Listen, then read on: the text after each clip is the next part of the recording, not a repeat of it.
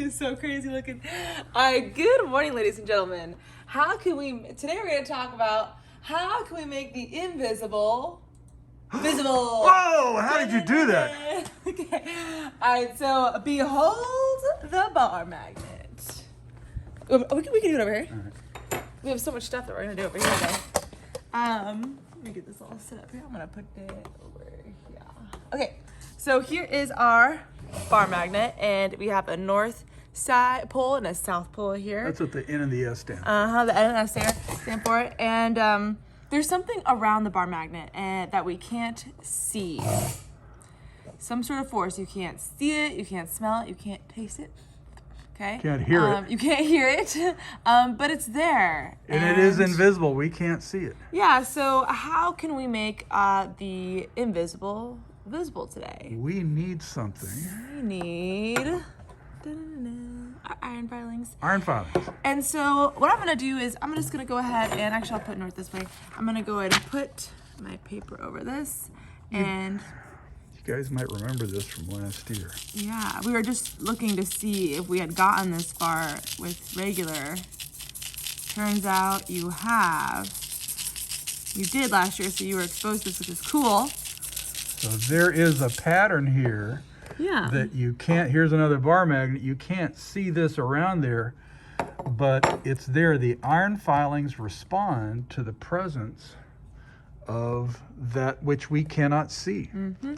And what do you notice about the dimension? Is this just a 2D thing, or is it's kind of popping out of the page too? Oh yeah. Right? This is a 3-dimensional thing. Okay. So a magnet has a magnetic field. A magnet has a magnetic field. Yeah, doesn't that look like this? Right? You see that? And so, question, how can forces be exerted? Well, here, let's put this in here. Oh yeah, okay, so this has iron filings all suspended throughout it, evenly, okay, distributed. Yeah. And if I throw that in there, okay, you start to see some shape, some sort of shape being formed. The ones what was invisible is now becoming visible. Now we're getting the iron filings are lining up with what's called a magnetic field, just like this, except this is 3-dimensional. And suspended in mineral oil or baby oil, whatever it is, right? Yeah. Okay, so we're gonna leave that for a couple of days and see what happens. And so that question, how can forces be exerted through empty space? So we have a magnet has a magnetic field, and this is how it happens right here. So a magnetic field is a region of space around the magnet where it can exert a force. So every place around that bar magnet where there was an iron filing, it would line up with the magnetic field. So the iron filings are going to line up in the shape that the magnetic field is in. That's right.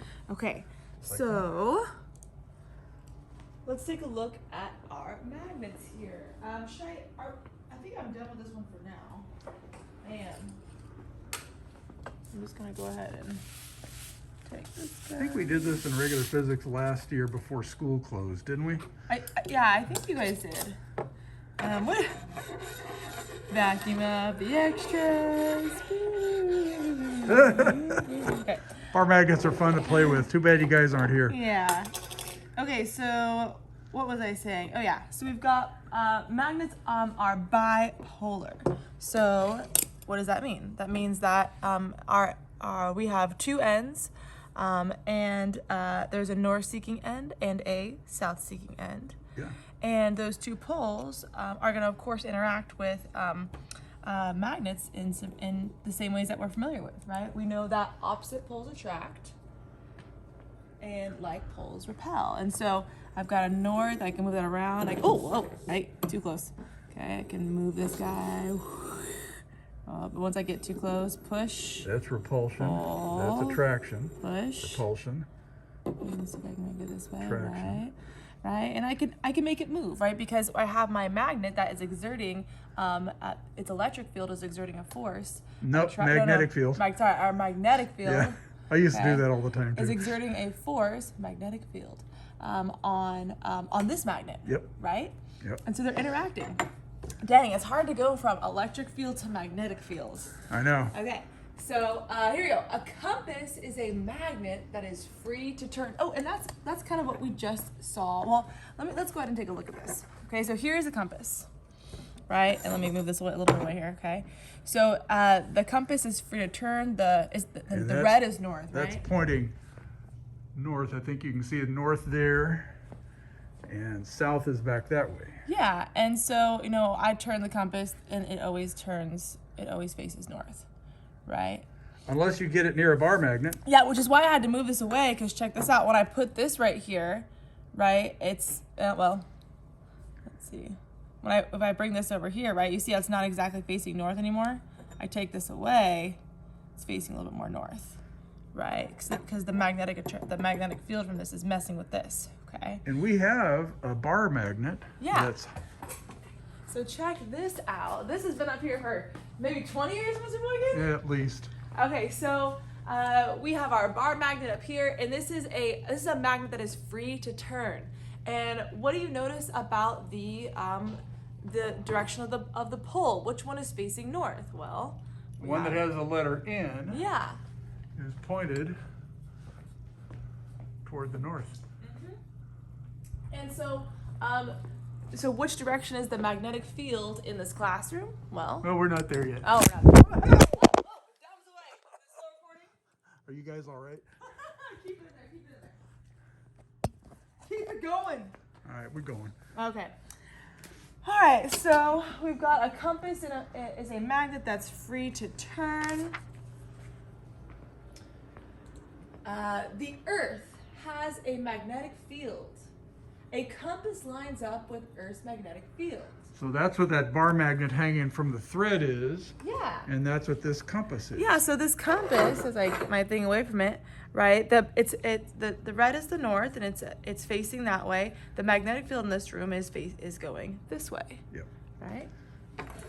Okay, what else I got here?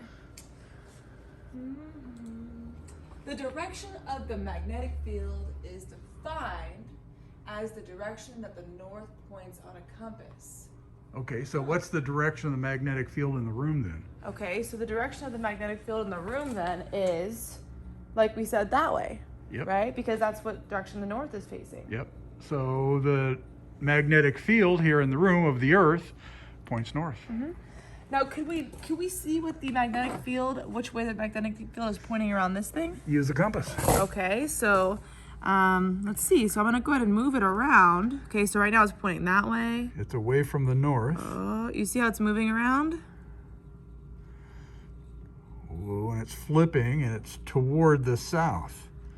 Oh. Toward the okay. south facing. So, yeah. Come on. Got stuck there. Okay, so it's kind of like it's going. Okay. Let's go to my next page here. Okay, so the direction the direction is out from the North Pole and into the South Pole of the magnet, and we saw that because when I moved my compass around, that red arrow was right in line with the direction of this magnetic field. Right. Right? Yep. Page 630. Do you want to look at that? Nah. Okay. I was like, we didn't talk about that. Okay, so when the fields of two magnets interact, their directions determine attractive or repulsive forces. Let's put a couple of bar magnets here. Okay, so let's the see, north and the south. south? So north and south right there. Nope, not that way. All right, so I'm just gonna go ahead and salt, pepper shake this. And there we go.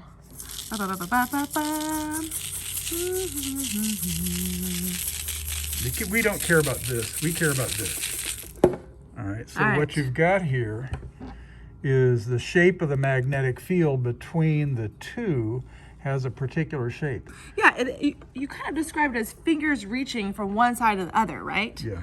Okay, and And what we have is we have opposite poles here. So what is that? Attraction or repulsion? attraction. right? And so we have north and south, we have attraction, and that is what attraction looks like. Fingers reaching over. Oh, and we talked about how, we just talked about how it goes out of the north and into the south. Yeah, so we can, which one is north? Can we tell which one is north, which one is south? You put the compass in there. Okay. Okay, so this is north. Uh-huh. And that one is south. Yeah. Okay. Is that the way it is? Yes! Woohoo! Woohoo! Okay. All right, and let's see, what was our next trick here? Let's go ahead and flip-flop these. Now you're gonna have to pour that. Oh, yeah. I'll pour this back in here. Boop, boop, boop, boop, boop. All right, here we go. And now for my next trick. And we only care about in between there. Ah. Look how those guys are sticking up in the air. Dang, they're totally 3D, right? Ooh, speaking of, okay, a lot more obvious over there. Yeah. Okay, so so as we look at this, this is repulsion. You can see that those fingers, before with attraction, the fingers were holding hands and locking. And here they're like, oh, don't touch me, right? They're repulsed, don't touch me. So definitely don't have, it's definitely, definitely repulsion there. So repulsion looks like that. Mm-hmm. North, or in this case, south and south. Okay.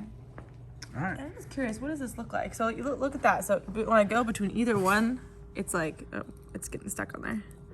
Okay, it's. Yeah, it doesn't right? like, it's repelling. Yeah, it's like, Doesn't know where to go. Don't do that to me. All right.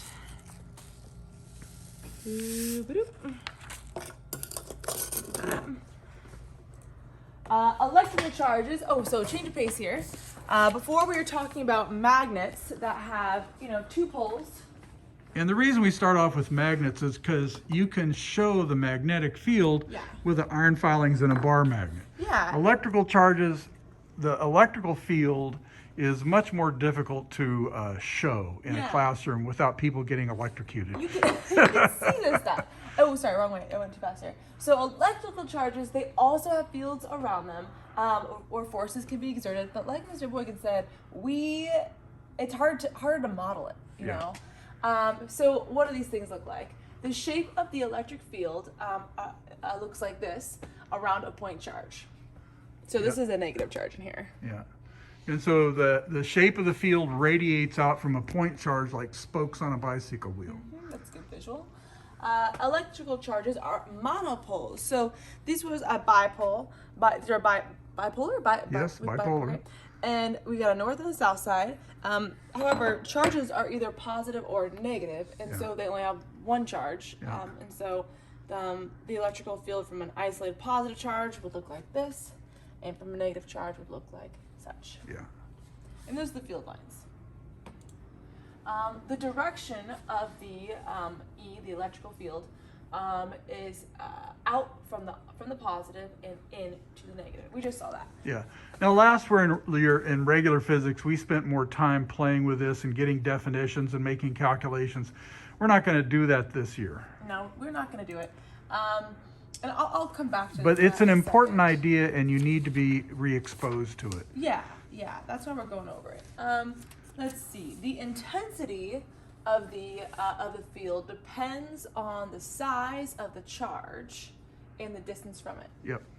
That sounds sort of like the static electricity stuff we're working with. Yeah, it is. Okay. And so this will be your homework tonight.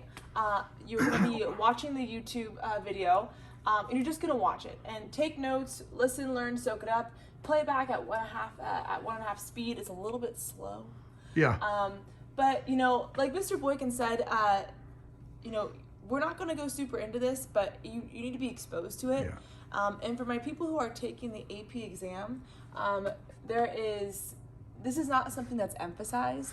There's not going to be any calculations. There may be something about the concept, so that's why we're just hitting you with the concepts. Yeah. And you know what? You could watch this right now. Yeah, do it. Only go from 1 minute to 15:25, and there's some really good stuff. It explains the inverse square law. Go for it.